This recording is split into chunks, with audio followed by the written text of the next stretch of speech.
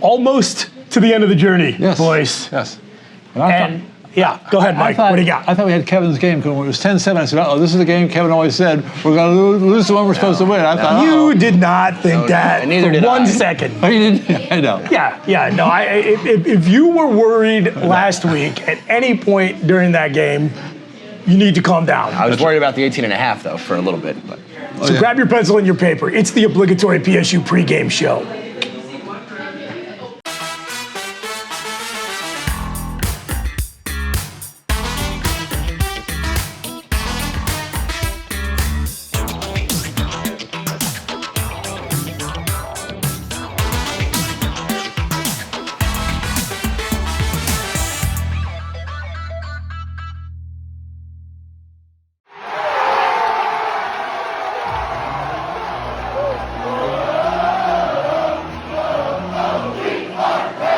Welcome back, everybody, to the obligatory PSU pregame show.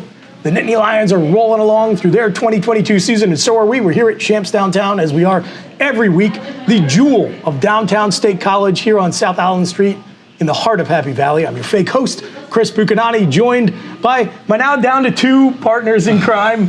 I'm going to do you second. You just shut up. Thank you. Okay, I'll say a word. Former OnwardState.com managing editor, traveling Penn State fan, Kevin Horne.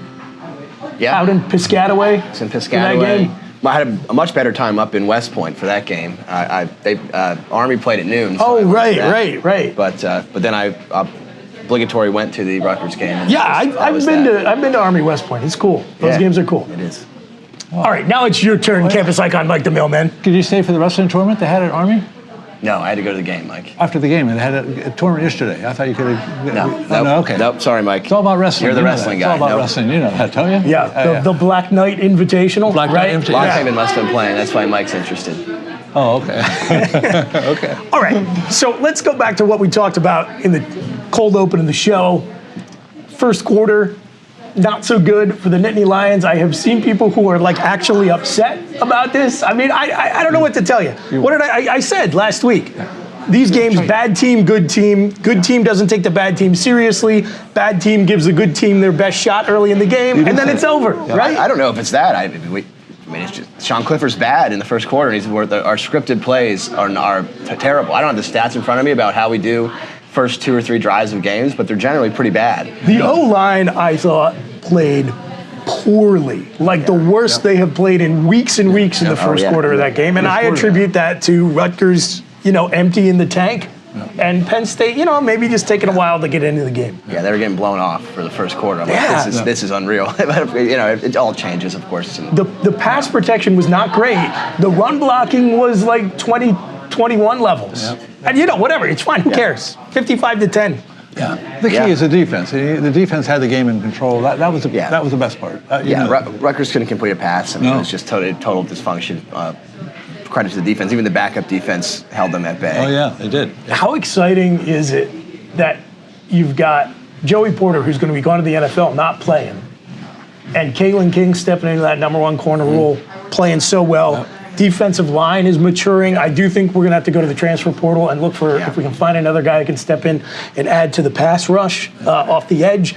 But Abdul Carter looks like he's going to be an absolute star. One of the best players, I think, in the game, and we have him for 2 more years at least. So that's exciting. Yeah, absolutely. Yeah. So defense played well. They came up with 2 scores. Yeah. I think it is very cool that we're going to be able to look back and say, we had a year when Penn State really turned the corner defensively, where Jaquan Brisker and Jair Brown were our 2 starting safeties, because both of those guys, I think, are going to have nice NFL careers. Yeah. Brisker's having a terrific rookie season with the Bears. Oh, yeah. Yep. Yeah, and Katron Allen averaging more than 10 yards a carry, just phenomenal. I mean, between he and Singleton, I mean, they've set every sort of freshman duo record. Not that there's that many that are that good that have ever played at the same time in the same year. Anywhere, not just here. Right. I think coaching staff's doing a good job of balancing the touches so we can keep both of them. Yeah. I mean, it seems to be working out fine. They both have their strengths and weaknesses.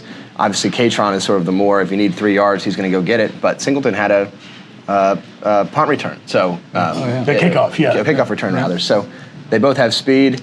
Singleton's going to get you your big plays, but if we haven't had a reliable back to get 2-3 yards since, not even Saquon was that reliable then, most of the offensive line. So it's been a while since we had a 2-3 yard guaranteed back like Katron. I don't know, Evan Royster, but so it's been great. It seems like they like one another. They come off there, they're pulling for one another, which is a good sign. I think that's a great sign. I think one dynamic that has changed a lot in college football is the expectation of running backs of the number of touches they're going to get while they're in college, because there's an awareness level that the pros appreciate when you got a little less wear on your tires coming in. It was a huge selling point for Miles Sanders that he had backed up Saquon Barkley for a couple of years. So I think you're seeing way less pushback to a platoon system among this generation of young running backs than you might have seen in previous years. Yeah, there's no more like 34 carries for Evan Royster. Right. Which is good. I think going back to your point, Kev, you've seen both the true freshman running backs get better at what they needed to improve on earlier in the season. I think Singleton is starting to run with a little bit more power, and Katron is showing a little bit more confidence that he can run with speed. Singleton still has to work on the ball control. Yeah, he's got to hold on to the ball. That's true. And James has no patience for that. But unlike in prior years where if you fumbled the ball, they put in the back of running back who usually sucked for like the whole game. Now at least when he yanks you for 2 quarters to punish you for fumbling, there's another quality back that can go in and play. Yes, yeah. I do think, looking ahead a little bit, and this is what you have the luxury of doing when you just beat the crap out of your opponent and the season's going well. We're not sure what Kevon Lee's status is going to be in the offseason. He's been hurt, but he hasn't indicated necessarily that he wants to transfer. But London Montgomery, the only running back commit in this class, is coming off a torn ACL. Again, maybe Penn State needs to go to the transfer portal to look at a little bit more depth. The one thing I do worry about a tad this year is that we are basically down to those two true freshmen as like serious starting caliber Tank backs. Smith's not bad. I mean, if you get down to the 3 deep, Tank can do it. Yeah, if you're playing Oregon or SC in the Rose Bowl, you probably don't want Tank Smith taking meaningful snaps, is what I'm saying. Yeah. No offense to Tank Smith. Yeah. We got to get to the Rose Bowl. That's what we want to get. Yeah. We're still trying to get to the Rose Bowl, right? Yeah, we'll get there, I think, in a future segment. But okay, good. It's still an interesting question. But Drew Aller, I don't know, he finally some meaningful snaps. He'll don't throw the ball. Wasn't great. Hasn't really been great all year. Can't take anything away from that. Well, maybe you can, but I'm refusing to at least. I think he was hot and cold in terms of the quality of throw. You saw a few flashes of why people are so excited about it. Accuracy, though. Accuracy is off, and that can be improved upon. But it's why you wish he would have taken more meaningful snaps during this stretch of the last 3 games. Right, exactly. He had a couple of balls that were tipped. I thought he was a tall kid. I thought he was like 6'5" or something. I'm surprised he had some couple of passes blocked. Yeah, he just throws these missiles. I mean, he's got to get the arch right. Yeah. I mean, live fire situations are different from practice. That's true. They just are. Yep. They just are. What else you got? I don't know. What was it like out there? You made the trip. I mean, I know you went to Army first. It was close, fine. It was cold. It was a lot of Penn. I mean, the stadium changes every 2 years because Rutgers will just take whoever gives them the most money. It's now SHI, which is hilarious. Just 1 letter off from what it actually is, which is the worst stadium in the Big Ten. I mean, they must have 2 men's room in the whole thing, right? I mean, we complain about lines at Beaver Stadium. The thing with Rutgers is they're not incentivized to change it because they have 1 game like this a year where they actually have a sellout, quote unquote. They have like a record crowd. It was 55,000 people. So if one of their 7 home games is a disaster, they don't care because the other 6, there's 2 people there and it's fine. Yeah. But yeah, it's horrible. The lines are horrible for everywhere. It's awful to get in. No one knows what they're doing. It's a complete dump and a disaster and a disgrace. But they don't have any money and they're not going to be incentivized to change it because they're terrible and they stink. And so are their fans. Well said. A little deja vu. PJ Mullen running the stadium atmosphere. It was weird seeing I heard a lot of familiar music. Yes, you can hear it when you're walking in. It's like, hello, Rutgers fans, it's PJ's voice. I'm like, oh my gosh. It's the same track. Yeah. That's really funny.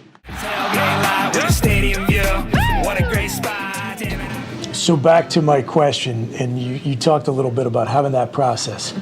Icing the kicker, does that actually work?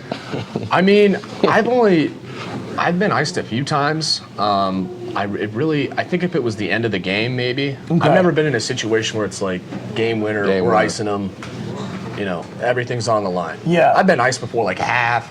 halftime or something like that. But it's never been. Well, I really don't want to see you in one of those scenarios before the end of your career. Yeah, it's not too bad for a kicker. So this has always been my theory. I am highly, highly skeptical that icing the kicker works at all because of everything I just said. I mean, every time you go out to attempt a kick, everything stops and everyone's watching you. So you know when there's a pressure situation, extending it by like another 30 or 60 seconds, to me, I don't see how that makes that much of a difference. It doesn't do anything really. I mean, obviously, if a guy makes it and then gets iced and then goes out there again and misses it, you could be like, oh, we iced him, he missed the kick. But it's really, at least for me, I don't think it does that. Yeah. I almost feel like, if anything, it kind of slows it down for you. Like, you run out there, your adrenaline's pumping, they stop it, and you're like, okay. Especially if they ice you as you're kicking it, it allows you to get an extra rep. Maybe if you miss it, and then you're like, shoot. Right, then it's in your head. Yeah. But it can also be good because then you're like, it doesn't even count. Yeah. I can go out there and fix it up and make the kick. It's just like, if you can make like funny videos and it works out for other companies, like people are like, oh, I don't really know how you could help. I'm like, dude, like nobody knows who I am and I'm making funny videos out of it. Like, if no one's gonna know what your business is, like let me help you make some name out of it, because I might as well. So it's just like, you gotta have thick skin. I mean, in any position, because Twitter is a dangerous world out there sometimes. To say the least. Yeah, yes. Twitter can be a dangerous world out there sometimes. I know it's kind of like a hot topic right now. Twitter. It is a hot topic. But I was like, listen, like if you make fun of it all on your own, then like it just kind of like takes the control of everyone else and puts it onto yourself. So it's just like, you take all the leverage back and all the control. It's my jokes now, not yours. That's the cool aspect of NIL to me that I don't think gets enough attention, is that when we have a kid like you, who maybe people don't recognize if he's not wearing his jersey, maybe they don't recognize his face, but you're creative enough and personable enough to go out and still make something. I mean, I was a scholarship D tackle. I never had a Duck Donuts deal. They didn't call me. There are a lot of guys who are well known, may have a lot of followers, but can't execute on that.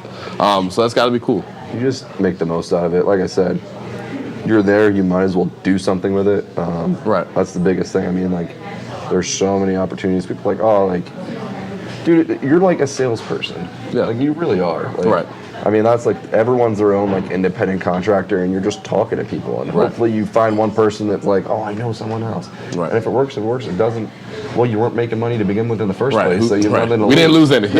It almost seems like there's a little bit of like, I don't know, like an insecurity thing going on or something, that they got to make sure I know that they know that kickers aren't real football players, right? Like, I want to give you guys an opportunity to sound off on this dynamic here between the specialists and everyone else on the team. Before they get off on this tangent, explaining how they're real football players. I want to let them tee off. I do respect specialists, but as a D tackle, as a former D tackle, somebody who was in the same program, teammates with these two, there would be times where my head would be ringing.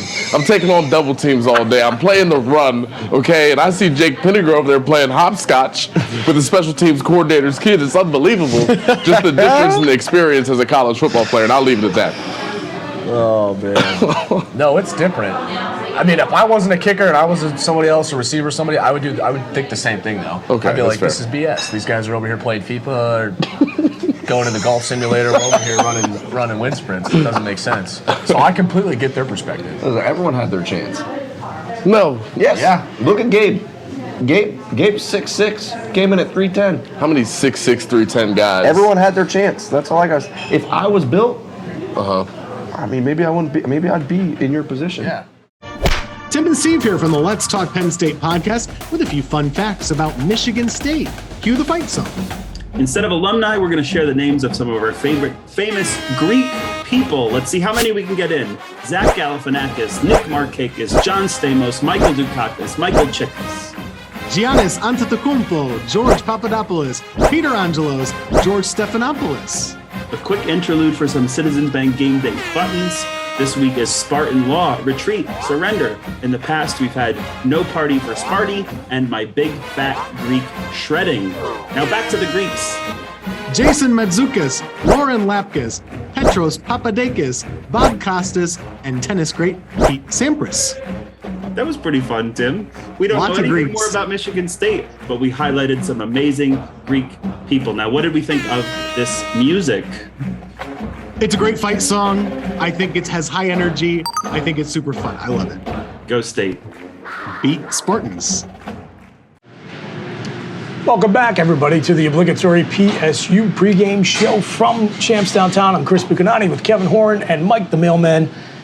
And the bold picture, I guess, is starting to come into a little bit more clarity, Kev, or Not maybe really. it's muddier. I don't know. Not really. I mean, the Tennessee loss was strange. I mean, it really helps Penn State's Rose Bowl chances, but it kills their Orange Bowl chances. I mean, we're filming this before we know what the college rankings are coming out. I mean, the AP poll has Penn State behind Tennessee and Oregon. The coaches poll has Penn State above Tennessee and Oregon. So there's going to be this battle of these two lost teams to fill in some of these final slots. Yeah. The thing with Tennessee losing is it gives the loser of Ohio State, Michigan a little bit better chance to stay in the top four. Unfortunately, USC and Utah both pulled it out last week. TCU and USC pulled it out, which was super unfortunate. Chip. TCU was what a disaster that loss. You knew that was going to happen. Like Chip Kelly's a loser, but so that stunk. All true. But, I mean, if TCU and USC both went out, I mean, they're not going to. The committee's not picking Ohio State, Michigan above either of those two teams, and you got to assume Georgia's in. LSU could potentially get in if they beat Georgia. It'd be the first two-loss team to get in. I don't know. That's a question for a different day. That would certainly at least help Penn State's Orange Bowl prospects. But for now, you're still rooting for USC to lose to Notre Dame this weekend. You're rooting for Oregon State over Oregon, so Penn State can jump Oregon and potentially keep that Cotton Bowl at-large bid alive. There's still a lot of moving parts. It's actually muddier now that Tennessee lost because Tennessee was pretty much a lock to get in if they won out. They did not. Now the question is, can Penn State get above Tennessee? Hendon Hooker's out for the year, which is really unfortunate. Like was such a great story that came to an end in a way that it really shouldn't have. It's tough. I mean, I can't complain. Penn State has no signature wins at all, right? The only team that they've beaten that has AP votes is Purdue, and they have like 9 votes, right? Purdue is their best win. Now their losses are great, right? 2 of the best teams in the country. But the committee, and I think they're not close losses, either one of them, really. The committee, rightfully so, I think, gives you more credit for quality wins than it does punishing you for bad losses. And let's not get South Carolina was a terrible loss, even when Hooker was in. I mean, that was South Carolina is awful. But I think Spencer Rattler had 8 touchdown passes coming into that game, and then he had 6 against Tennessee. Insane. So when you're putting Penn State up there, it's like, well, their 2 losses are great, but they haven't beaten anyone. Versus the other teams they've beaten this ranked team and this ranked team, but they also lost to South Carolina or they lost to some, loser team. So, it's going to be a tough. I don't know what the committee's going to value. I can't really complain either way. I mean, I think Penn State's probably between 10 and 15, not New Year's 6 quality. But the way things shake out, they're going to win 10 games in all likelihood. I mean, anything's possible. So I think Orange Bowl's pretty unlikely now that there's all this SEC chaos. I think Cotton Bowl is still very much in play. We just need one of these Pac-12 teams to lose other than USC. And if TCU and USC could both lose, that would be a little bit of icing on the cake because let's say Georgia's in guaranteed. Let's just, for argument's sake, they're guaranteed. The winner of Ohio State, Michigan's in guaranteed. That leaves 2 spots for TCU, USC, the loser of Ohio State, Michigan, and the ACC champ to fight over, right? TCU wins out, they're obviously in. Yeah. Then USC loses, which I think is likely in the next 2 weeks, they're out. So then, let's say the most likely scenario if everything goes chalk, the loser of Ohio State, Michigan is going to be put up against a 1-loss TCU and a 1-loss ACC champion, potentially Clemson. If UNC wins, they don't have a shot. They got an argument. They got a good argument. But unfortunately, in their case, too, their best win is going to be, if it's Michigan, their best win's Penn State. If it's Ohio State, their best win's probably Penn State or Notre Dame, depending on how Notre Dame does next weekend. So, it's a tough sell. New Year's 6 still on the table. I think most likely is still citrus, but it's still below 50%. I would say these are just made-up numbers. 40% citrus, 30% rose, 20% cotton, 10% orange. That's what I'm going with. Kind of reminds me a little bit of the 2009 season, which is remembered pretty fondly. It was an 11-win season, but was another situation where Penn State, just by the quirks of scheduling, ended up not having a ranked win at the end of the regular season. I mean, like at one point, Temple was Penn State's best win that season, but they were able to cap it off with a convincing win over LSU in the Capital One Bowl, which is now the Citrus Bowl. So it really is, can you get a marquee bowl opponent and make a statement about the quality of team you have? Yeah. Penn State has been blowing out its opposition. Oh, yeah. Yeah, but unfortunately, that's when bowls actually mattered and players cared about them. And so, if we got New Year's 6, I'm confident almost all the players would play. Citrus Bowl, I think you're going to have a decent number of opt-outs. Even though it's a young team, so it won't be that catastrophic, Yeah, which really stinks. I mean, if you're going to opt out of the Citrus Bowl, why not opt out against Rutgers and Michigan State? Who cares, right? If you already think there's nothing to play for, just opt out of those two bowls too, or opt out of the last two regular season games too. Who cares? It's Rutgers and Michigan State. They're going to win with their backups anyway. Don't give them any ideas, man. Let's not start making these suggestions. We need more time for that segment. Like start tying this NIL money to actually playing all the games that your team is scheduled. But let's neither here nor there. That's actually not a bad idea. Michigan State, dreadful. Lost to Indiana. Terrible. Yeah, thanks very much. We're gonna talk about Sparty in the next segment and whether they're gonna do their old school signature giving up on the year. It's a big question, but we're tracking these bowl scenarios. I will take a moment to remind the audience that no matter where Penn State is going, you can follow along with them with our longtime friends at Collegiate Athletic Travel. They're based right here in State College. They've been in the business for over 50 years. And if you want to make that trip to follow the Nittany Lions, there's truly no better way to do it. Check them out at athletictravel.com. Sign up to their email list and find out first where the Nittany Lions are going and how you can follow along. Stay with us. We'll be right back. What a great spot. Hi everybody, Mike the Mailman with Week 12 of Trends to Treasure for the weekend of November 25th. Our first trend this week, we have the Oklahoma State Cowboys hosting the West Virginia Mountaineers. Oklahoma State is 6-0-1 in the last 7 contests, so the players, the Cowboys of Oklahoma State. Our second pick this week is the Texas A&M Aggies hosting the LSU Tigers. Wow, the LSU Tigers are 11-0 in the last 11 games. 5-0 in the last 5 away games. It can't be any more clear than the LSU Tigers are the play here. Our third pick this week, we have the UL Lafayette Raging Cajuns versus the Texas State Bobcats. UL Lafayette's 8-1 in the last 9 games, so take the Raging Cajuns. And finally, for our bonus pick, we go back to the NFL. We have the Kansas City Chiefs hosting the LA Rams. The Chiefs are 7-0 in the last 7 matchups, so the play here is the Kansas City Chiefs. That's a wrap for Week 12. I'm Mike the Mailman. Don't forget, bet with your head and not with your heart. Go get 'em.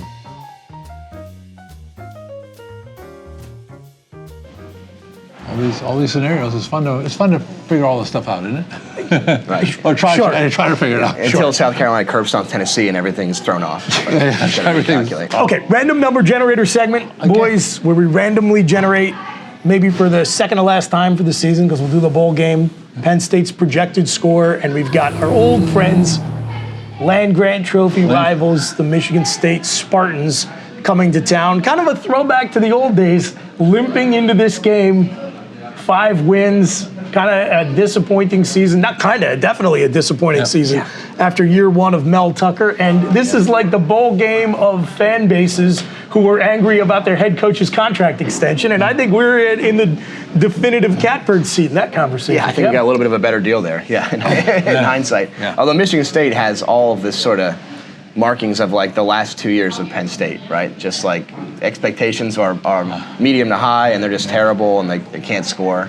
I mean, their defense is actually horrible too, probably worse than their offense. But yeah, I mean, losing Indiana, you know, that is the Penn State of the last 2 years, literally. Yeah. So, which Michigan State's coming off of, and Indiana is absolutely dreadful. So terrible. Yeah.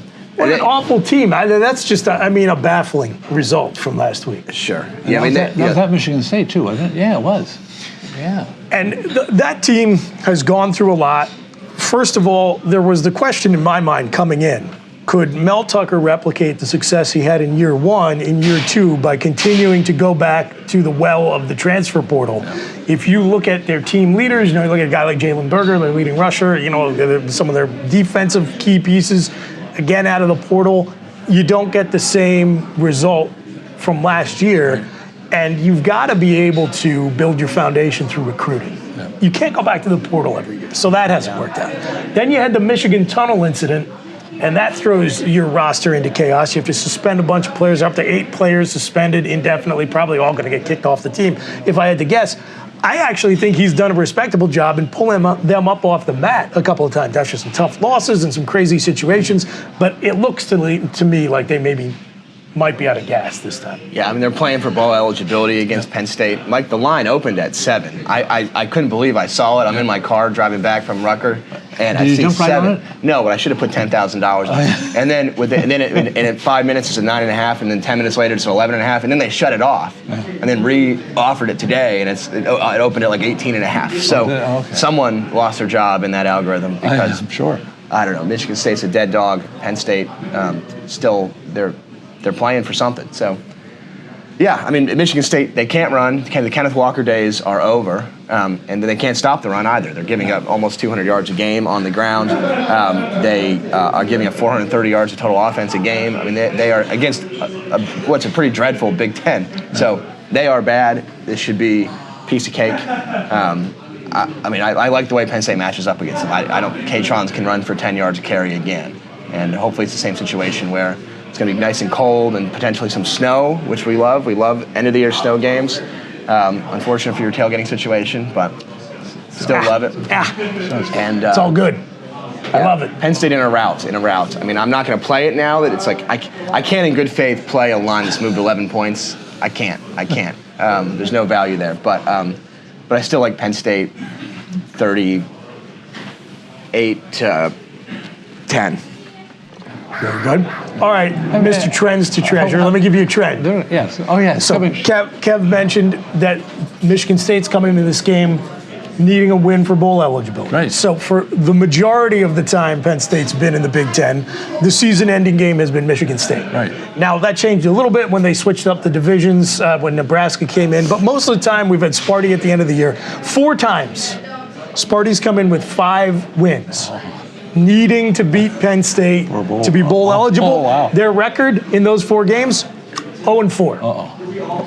1994, 2000, 2004, 2005. Wow. Looks like it's going to be 0-5 now. I think you were right. So what do you got? I mean, the Lions are playing, I think, really well right now. The last 3 or 4 games is like, wow, this is the Penn State we love and root for all the time. But I think Penn State will have no problem. They'll probably win by 27. That's my guess. By 27? They'll win by 27. That's my guess. Yeah. I had 28, so he's riding my line. Yeah. All right. Even in the snow, whatever. I think this is an incredibly important game for James Franklin. Low-key, this might be one of the most important games of that man's coaching career. He got to 100 career wins last week. This week, he has a chance to do something he's never done at Penn State, which is win every regular season game in which the Nittany Lions have been favored. Oh, okay. We've been talking about that all season long. Can you show growth? Can you show improvement on your coordinator's performance? Can the position groups that have been trouble spots, like offensive line, show improvement? Can you win convincingly against inferior competition? Can you win out of the bye week? Can you win after a devastating loss? He's ticking off all of these things on the list that will get me jazzed up, and fans and boosters and recruits and everybody else heading into 2023. This week, so important. No facepalm loss. 2017, 2018, Sparty was the team. We tripped and face planted against. There was a lot on the line for the Nittany Lions this week. And I tell you what, I think I like them to win. Wow. It's a hotter take for me maybe than for you. Like, I still have trouble believing it. I am still not truly going to believe it till I see it. There's always an Illinois, right? There's always a home loss to Maryland. There's always some stupid, idiotic L that we take every damn season. I don't think it happens. They're so bad. I think Manny Diaz, that makes a difference. I like Manny. I agree. I think the defense is going to be the difference. I think that it's going to be a great senior day to thank this class who has been through all the ups and downs. I like Penn State to win. What's the score? I keep picking 38-17. That's right. So if you're coming to Happy Valley, get into Beaver Stadium early, honor this senior class, honor your starting quarterback, and if not, enjoy being home and warm. We'll see you soon. Thanks for watching. We are